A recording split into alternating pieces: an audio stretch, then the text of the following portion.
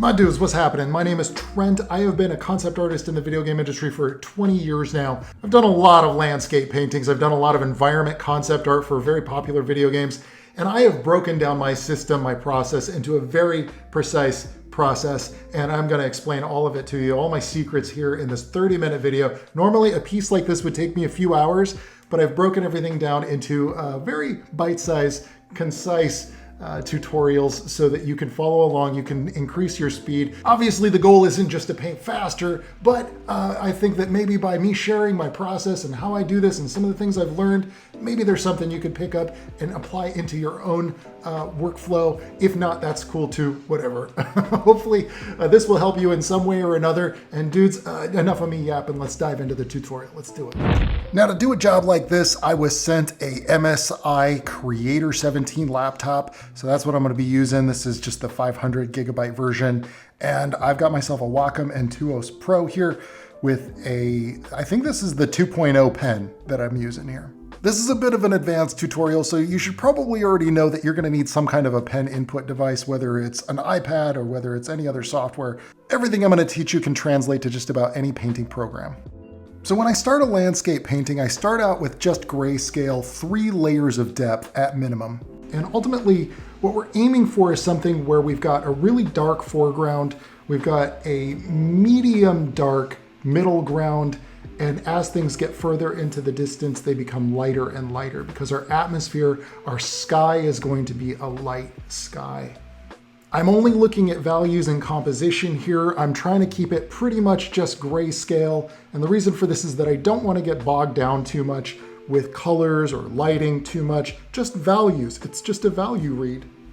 I'm really only using 2 tools here, which is basically the selection tool, the lasso tool, and an airbrush. And I'm working on multiple different layers so that I can move around and adjust my layer depth and adjust the composition. So you'll see me making a selection and then I'll slide that around. And I want to have a nice flow to everything. I don't want to have an imbalance. You want to have a nice balance of large shapes and a nice empty space through the middle to create this nice feeling of a valley. And then these lines across are ropes and rope bridges. And they're going to give the whole piece a little bit of a feeling of story and a feeling that the world is lived in a little bit without going too much into architecture or anything like that. I want to make a few selections and then hit it with an airbrush for a lighter color so that there's a feeling that there are multiple layers of depth as these canyons are going further into the distance. And there may even be some mist in the air, lots of particles bouncing light from underneath. And you'll notice that there's still a bit of a perspective here, so it feels like the canyon is closing in towards the bottom right of the image. I also wanted to have some really big pine trees. Put a few in the foreground here, and then medium-sized trees in the middle ground. And then as you'll see later, I even add in some smaller trees of the same style of tree up way back in the distance so that there's a feeling that things in the foreground are larger and things that are way back in the distance are smaller. And they're familiar, they're the same item, and that gives us a real sense of depth. Be sure you have the same kind of trees, man, because if you suddenly put in a totally different tree back in the distance, and then there's no sense of depth or scale here going on. So that really helps with the sense of scale. But this could be anything. This could be houses or structures, something familiar, as long as you have a very large object in the foreground, and then as you get further into the distance, they get smaller and smaller. At this point, you're free to completely add a bunch of details, including bushes and other kinds of trees and grass and rock formations, or maybe even start to imply some clouds or start to imply some railings or rope bridges, more elements to show that this is an environment where people traverse this land. Now for this shot, I want to make sure that there's a lot of water splashing up from underneath, and I want that light to feel like it's underlighting a lot of the rocks on these rock walls. So I'm going to light all these rocks from underneath rather than coming down from the top.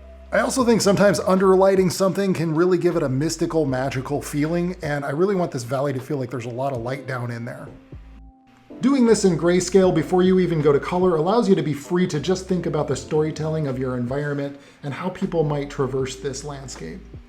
This thumbnail was done in about 20 to 30 minutes, and it has all of the information necessary for one, just showing it to a client, or just using it as a groundwork to decide what kind of color vibe you want to do for your mood and atmosphere. All right, speaking of which, let's dig into that. To decide on your mood and atmosphere, you probably want to have a sky. And what I do is I take a very much a video game developer's approach to painting. So when I start an environment painting, I start by creating components. And these components, in this case, will be a sky. So I start with a gradient. And then just like how I was doing my values on my thumbnail, I will rotate the canvas using the R key and rotate the canvas. And then I will use the lasso to create the shape of these clouds. Note that I am on a new layer so that I can make adjustments to these clouds. And then I will fill them in using an airbrush. Note that the underside of the clouds are darker blue and the upper side of the clouds are going to be catching more light because the sun is above it, so they're going to be lighter. Then I go into that clouds layer and I will add some nice poofs and some wisps. You want some wisps in there.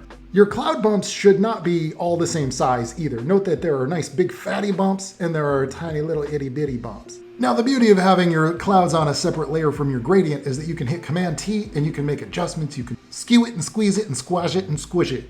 Now as your clouds get closer to the horizon or the bottom of the screen, they are definitely going to be thinner and more wispy, right? Because they are in perspective as well. So just like the trees, as clouds get further and further into the distance, they get smaller and narrower and thinner, right?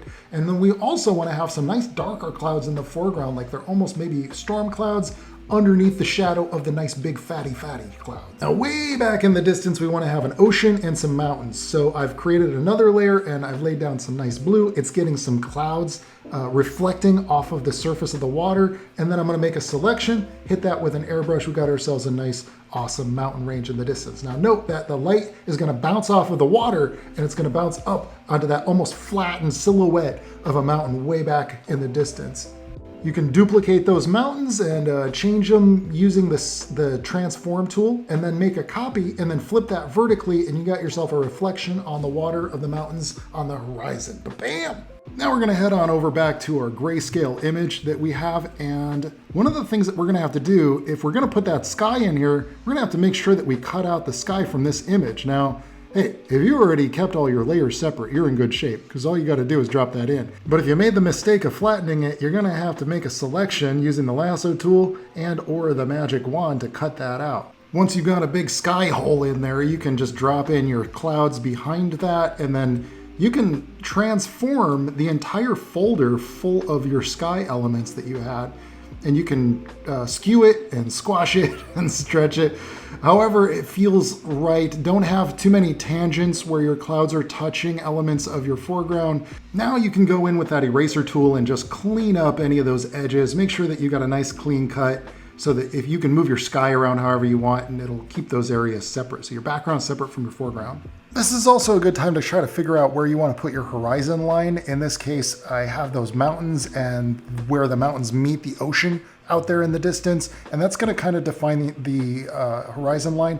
By the way, it's worth noting that it was intentional that I put that horizon line lower in the image because I want this to feel like we're looking up. Now for the most powerful tool in my arsenal, we're going to use the gradient map effect. Now this is found here down at the bottom. You want to click on this little button down here, and what that does is it maps a gradient onto the values of your painting. So your darkest values are going to be the color that's on the left. Your lightest values that are underneath it are going to be on the color on the right. So if you set that color on the right to a color, everything that's white is going to be that color.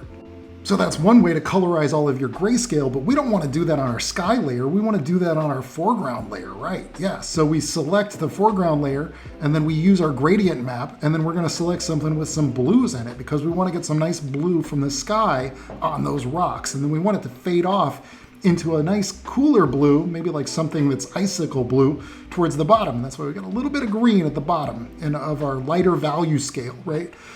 Of course, if you want to get my gradients, I do have those on my Gumroad as well, but you can make your own gradients and you can adjust them as needed per painting. The gradient map tool is such a powerful tool that sometimes I'll use it for the whole painting. So I'll just use a different gradient map for different elements. Here you can see that I'm repainting or mapping a blue, icicle blue gradient that I pre-made onto that waterfall. The other nice thing about the gradient map is that you can go in and make adjustments to it later. So if you're like, well, maybe that lighter color is just a little too light, or maybe I need the darkest values to go a little darker, you can just click on that little button of the icon of the color you want to change it, and anything that's mapped to that value scale will be shifted. The next step is to go in here and start to add some grass. I really want this to feel like a very lush kind of a chasm. It's not like a barren desert. We want to have some nice life going on here. So I'm going in with like a nice bright green because we want to get some nice bright sunlight going on here. I've made some selections and I've just filled it in with the airbrush. It can be very beneficial early on to keep all of your different elements on different layers. So for instance, if you have trees or more grass patches, you can just do that on one separate layer or in a folder group of layers, because that way you'll notice like you could just grab one and then copy and paste it over. You won't be able to do that if all of your grass is flattened onto the same layer as your rocks. Now I know that this valley, this chasm is going to be covered in pine trees, right? So I wanted to do a component that I can then copy and paste multiple times over. So I'm going to paint one really stylized tree that I can use several times over in my painting. For every component, you start with a sketch that shows you the turning of forms, the contours, how that shape of that cone is going to twist and turn. Then I figure out what's my mid-tone, okay? So the not in shadow and not highlighted color of green that is going to be covering most of the tree, and I create the silhouette of that tree. On a new layer underneath, you do the flats for the trunk of the tree, and then what we want to do is go in and start to add a gradient over the top. This is different from a gradient map. I'm just adding a little bit of subtle gradient so that the bottom part of the tree feels a little bit darker than the top part of the tree. At this point, I start to sketch in where I want all of those leaves to be hanging over. This is where sketching in those contours is going to come in handy, because in my mind, I can envision it a lot more clearly when I've drawn in those contours. I'm mostly using my handy chisel brush. That's like my favorite brush that I use. It's just a little bit of a chisel that you can rotate. And I use the selection tool with airbrush. And that's how I'm creating a little bit of extra shadow under each one of those pine branches. And something to keep in mind is when you're doing something like trees, don't make all of your branches the same exact size. You want to get a good variety in there. And this is something that I see a mistake that a lot of beginners will make, is that they'll just do one branch and then they kind of do all the branches the same size. And you want to make it an interesting tree too. I mean, this is very much a stylized kind of an approach, but I like to have a nice like swirl or angular dynamic to my tree. I don't want to just do something that's like a perfect triangle. I think that that's something that as you start to paint more and more, you add a little bit of your own flavor and interest to trees. It's no secret that like Tim Burton trees are not realistic, and that's part of what makes them so darn iconic. I'm a big fan of the weird. Get funky with it, but you still need to apply some of the rules of lighting, and that's why I'm hitting some of these tips. I'm frosting my tips of the branches with a little bit of a highlighted color. If you're going to use a highlighted color on something like a tree branch, then it's a good idea to add just a little bit of color variation towards the tips, so that you've got, for instance, if the light is hitting this green, it's going to add a little bit of yellow to it if the sun is warm, for example. But keep in mind, we do want to keep that lower part of the tree a little bit more in shadow. Keep that gradient over the whole thing. So that's why I'm hitting the bottom with a big fat airbrush. And this is also very beneficial, by the way, if all of that is on a separate layer, so that you can make a selection and not have to worry about repainting something that you've already painted again. Okay, it's a good thing we have that tree trunk on a separate layer. We're gonna do the same thing. So you find yourself a nice highlighted color, add maybe just a little bit of that warmer light to it, but I've also desaturated the browns. I found that with browns, a lot of times it's really just a very desaturated red, and color is all relative anyway. And bing, bang, and a boom, you got yourself a tree that's on your component sheet. Now, what I like to do is I create a whole sheet full of all the components that I'm gonna be using in my painting. So here on the left, you can see a sheet that I have full of different components, from grass to various different types of trees and rocks. And I'm just gonna grab that pine tree and I'm gonna put that into the foreground here. And I'm gonna increase the size on some of them and give it a nice variety so that they're not all exactly the same. I'm gonna make sure that I put all my trees into a trees folder. And then I've got these background trees. I'm gonna just move those around, really kind of matching up, lining up really just with my sketch. But of course, now that I have these trees with a lot more fidelity and detail, it's probably a good idea to go back and erase out my sketch trees. So I'm just grabbing like a eraser, plain old eraser here, and just erasing it out. That way also, the sky, this is a good thing that I've got that sky on a separate layer back there, because as I'm erasing things out using the selection tool and just a brush tool, a brush eraser, we see the sky and the clouds. I don't have to repaint that. So I've erased out, and I'm going to add in a lot more atmospheric diffusion. And that basically just means that the sky and the mist and the fog is going to be affecting the trees that are further into the background. So I've got them selected, and when I have them selected, I can hit it with an airbrush. The sky the blue from the sky is going to be affecting it so that it's going to feel less intense. It's also going to lower the contrast, so that's also going to make it feel like it's further in the background. But then also I've got a little bit of that misty blue coming up from underneath, and that's going to separate it from the rocky shapes, and also it's going to make it feel like there's light bouncing up onto those trees. From the grass up on that higher elevation. Light is always bouncing off of everything, remember that, especially if in a brightly lit environment. And even more so in a brightly lit environment where there's a lot of mist in the air, for example, like this shot. So this tree is a little bit different, and what I'm going to do here is I'm going to use the liquefy tool to squash it and stretch it to get more variety out of this particular tree. So the liquefy tool can be found in filters and then liquefy. That pulls up this really awesome screen where you can imagine it like it's mapped your image onto a t-shirt, and you're just taking your finger and squeezing it around so that you can really manipulate it to get a totally different look for the same tree. Now, if one were so inclined, you could do that with almost all of your trees and get yourself a lot of variety. And you're gonna probably wanna go in and do that with a few brush strokes anyway. I mean, even though we're cut and pasting a lot of trees here and a lot of rocks and things, is wherever you can to kind of cover that up and not show it is a good idea. The key with digital art is to reuse as much as possible without making it look like you're reusing as much as possible. You know what I'm saying? The client usually doesn't really care. What they care about is the impact of the final image. Like, is this a really cool location or space? And that's going to be a combination of your lighting and your storytelling and the designs that you're actually creating. Remember how we were separating our trees up on that cliff up in the top left? We're going to do that all along the bottom trees as well, so that we can really create a feeling that there's a lot of mist in the air, and that mist is bouncing a lot of light up onto those trees from underneath. All right, while I'm showing off all of my favorite tricks, I want to show you how to replace colors. That's actually a feature. You go up here to Image, Replace Color. Now, you can only replace a color that is on the layer you have selected. So you might have to flatten the image to do this, which can be just pretty destructive.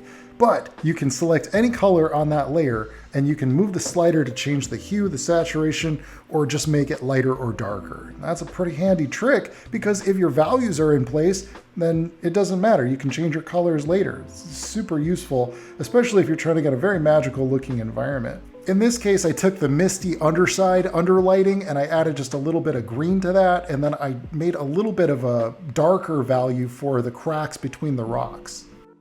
So when you're doing a painting like this, you want to work from broad strokes to detailed strokes. And as we've mostly set up everything with good planning from our rough sketch phase all the way up to figuring out what kind of lighting we want in our shot, figuring out our misty colors, and even as we began to start to add all that atmospheric diffusion in to keep the depth there. But now everything is about really refining things and adding a little bit more subtleties to things. So for instance, as things get further into the background, it's okay if they flatten out a little bit and just become almost a gradient. So these trees back here can be clustered together, and you can hit it with a little bit of an airbrush to add a softer transition so that those details aren't high contrast.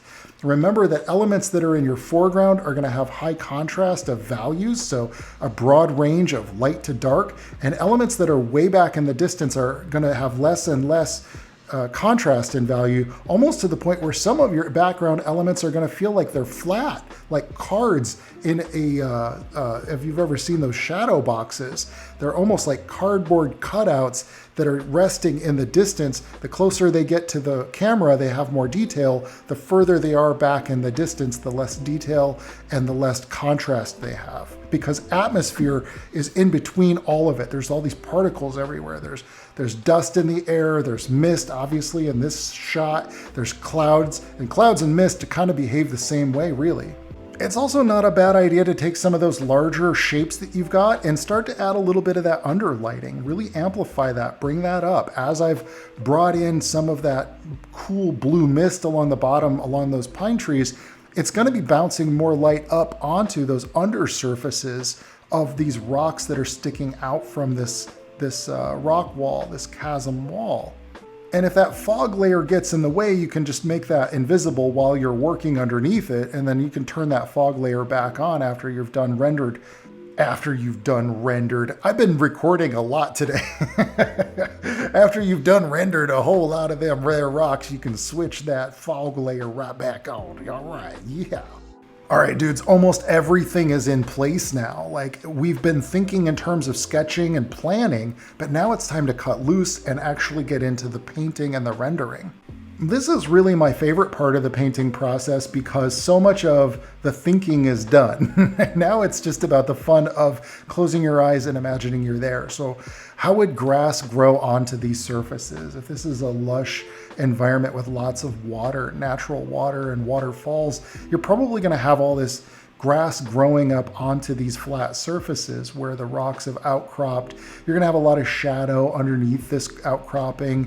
You're going to have some of these railings where characters may have set up rails so that they could walk down there or walk along these narrow pathways along the rock wall. And if they do, you know, they might even hang some lanterns and things like that. So playing around with that space and really starting to think about how people would live here and if there are resources. And if there are resources, well, then would they mine those resources or would they collect them? And you might want to put in a large magical crystal. I used to work on World of Warcraft, so my default was always, when I did a lot of landscapes, I would always just put like a magical crystal somewhere in the world. If you've seen a lot of magical crystals in World of Warcraft, you know what I'm talking about. And I was responsible for a lot of them. They're magical crystals. That was my sort of default go-to for just coming up with something interesting in your environment. But it doesn't have to be that. It can be anything you want. You could build structures, you could build castles into these walls or into these outcroppings. You could build small warlike structures if they had a lot of ships coming through here. Maybe that they would have catapults or trebuchets or cannons or something like mounted up here onto these rocks. This could be any kind of a starting for any kind of a scene. And that's why it's good to build those components of trees and grass and rocks so that when you are tasked with doing something like a structure in a natural environment like this, you've already got all these resources. You don't need to spend 4 days painting the same rocks that you've painted 200 times. And maybe this is just because I've been doing this for 20 years, but yeah, man, I've painted more rocks than I've done of anything else, because at some point you're painting a castle in a structure in an environment, and you've got to have rocks, you've got to have grass, you've got to have trees. These are just the fun details. This is the part where I'm adding little highlights to the corners of rocks and making sure that my underlighting is consistent and imagining that there's almost, this water is like almost magical water. It's going to be bouncing up an awful lot. And I think I'm mostly just using my chisel brush through most of this, but you can use whatever brush you want. You know, I also use the hard square set with pressure set to opacity.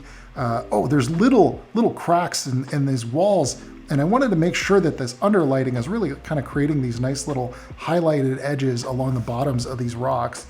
Not to mention hitting it with like a spatter brush. I've got a few of these in my brush set as well, but basically just any old spatter brush kind of an effect is really going to come in really handy here, especially if you got waterfalls with just lots of water splashing around. And yeah, it creates a nice atmosphere. At this point, the vision of the scene really started to come together, and I realized I really want a lot of vegetation and just life in here. So I grabbed another tree that I used from some of my other components for landscapes, and I popped that in over here. This was done the same way that I had done that pine tree. Now, it is tricky when you start to put in too many different types of trees, and I wouldn't do too many. I wouldn't do more than like 2 or 3 different types. And keep in mind, this is a foreground tree, so it's got to be in shadow, and it's got to be a lot darker. And mostly this is just to really separate it from the background elements. So you'll also notice that the green in this tree is going to be a little bit more bluish. It's going to have a little bit more blue because it's in shadow, and I really want to differentiate it from the bright green grass that's growing all over those rocks in the background. I also wanted to update some of my rocks, so I imported some of these rock wall studies that I had done for my components sheet, and I'm popping them in. These are all my own paintings, by the way. I want to clarify. I'm not photo bashing, I'm not using other people's art. I only ever use and reuse my own artwork, unless of course I'm working with a team on a painting. So I just need to do the color replace, which was a trick that I showed you earlier in this video, and then I'm erasing out, and you can see how I'm matching it to the lighting that I had set up for that underlighting so that it looks like those edges are popping out. And then I also, what's beautiful about this is that I get to keep that texture of the rock that I had painted, and it adds this nice subtlety to it. This particularly works really well in foreground elements. When you start to reuse images like that in the background, you have to flatten them out a little bit with that atmospheric diffusion like what you saw me do with those trees up in the top left cliff. Now we're getting somewhere, and I wanted to do a gradient effect. This is not a gradient map, it's just a gradient over the top of everything. And then I'm going to maybe adjust a little bit of more green into those mid-tones basically. By setting that gradient to an overlay layer, I'm allowing myself to create a little bit more cohesion of the color vibes across the whole image. The beautiful thing about having that gradient on another layer, by the way, is that you can change the color. You can hit Command U, and that will allow you to change the hue. So if you wanted to bring in a little bit more warm colors into your mid-tones or something like that, pretty easy to do, especially if you keep that gradient on another layer. And you can see the difference when I switch on and switch off that gradient layer. Now it's all about dressing up what we have, so I'm going to go in with an airbrush and hit it with a new layer in between these trees to create a little bit of atmosphere, as if the glow and atmosphere of these water particles in the air, the mist, is bouncing up underneath these trees in the foreground too. I mean, this is a handy trick for really separating out objects in your landscape paintings. Even with that big tree over on the left, I can go in behind it and add in a little bit of fog behind it to really make it pop out too.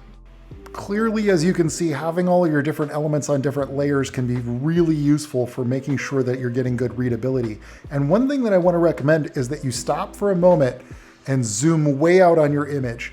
And you want to be able to make sure that everything is reading really clearly, that nothing is really getting lost, that you can understand what it is that you're looking at from a thumbnail. That's going to really give you an indicator as to whether or not your painting is working.